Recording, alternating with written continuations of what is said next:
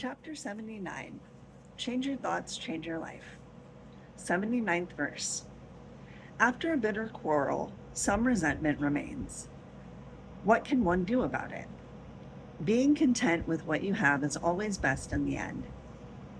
Some must risk returning injury with kindness, or hostility will never turn to goodwill.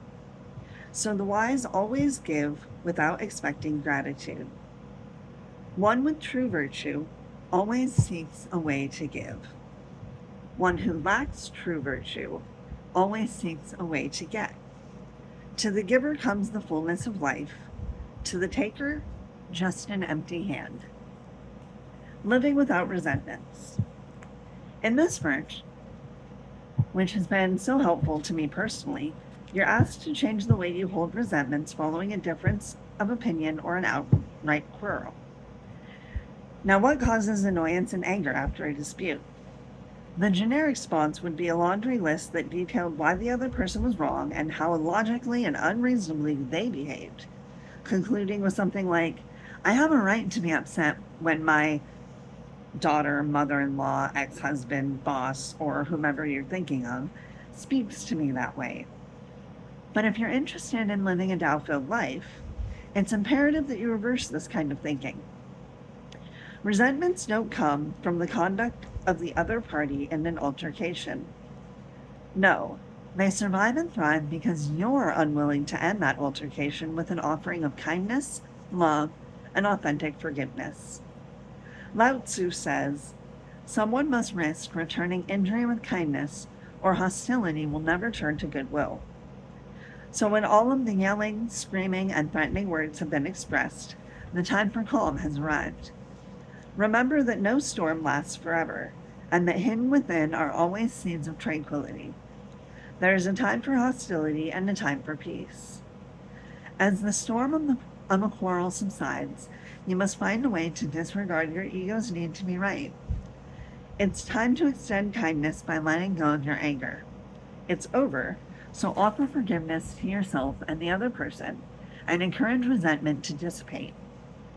Be the one seeking a way to give, in the sense that Lao Tzu describes in this verse, rather than the one looking for something to get. I run a large enterprise based on the wisdom in this profound verse. My company is all about giving, so if there are any disputes about product sales, my assistant knows to let the other party have whatever they desire. If someone can't afford something, I give it away. I allow recordings of my talks and ask nothing in return. I give of my time for photographs, autographs, or anything at all. Unless I have a plane to catch, I'm the last person out of the auditorium, and I'm willing to talk with anybody who makes such a request. It's all about giving, and those who work for me know this and live by these principles. When I asked an outsider to be part of my speaking tour not long ago, I encountered a man who was a tremendously gifted musician and entertainer, yet was living in scarcity. Despite his enormous talent, abundance just wasn't flowing into his life. After a few of our speaking dates, I noticed his inclination to be a taker rather than a giver.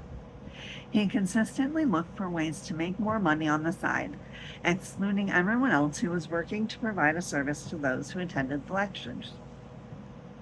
I had a long discussion with this man about how his profiteering, rather than offering, was blocking the flow of abundance into his life, and I encouraged him to trust in the wisdom that Lao Tzu provides. The point here is that this was an opportunity for us both to proceed on the tour without resentment. Regardless of anyone else's attitude, if you live with true virtue, you'll seek a way to give.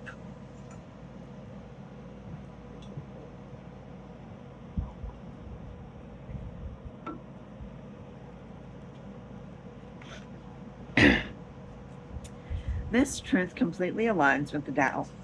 After all, the creator of life is always giving, never taking.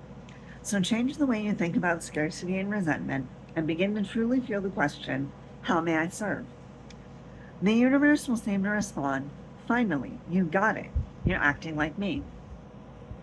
I'll keep that flow coming into your life in ways that will astound and delight you. As Lao Tzu says, To the giver comes the fullness of life, to the taker, just an empty hand. Here's what Lao Tzu encourages you to do to make the wisdom of the 79th verse your reality. First, end on love no matter what. Picture yourself as at the termination of a quarrel or major dispute. Rather than reacting with old patterns or residual anger, revenge, and hurt, visualize offering kindness, love, and forgiveness. Do this right now by sending out these true virtue thoughts to any resentments you're currently carrying. Make this your standard response to any future altercations. I end on love, no matter what. Second, practice giving. In the midst of arguments or disagreements, practice giving rather than taking before you exit the fracas. Offer the Tao treasures or real virtues by presenting kindness rather than a put down, or a sign of respect instead of proving someone wrong. Giving involves leaving the ego behind. While it wants to win and show its superiority by being contrary and disrespectful, your Tao nature wants to be at peace and live in harmony. You can reduce your quarreling time to almost zero if you practice this procedure. Do the Tao now. Silently recite the words from the prayer of St. Francis. Where there is injury, let me bring pardon. Be a giver of forgiveness as he teaches. Bring love to hate, light to darkness, and pardon to injury. Read these words daily, for they'll help you overcome your ego's demands and know the fullness of life.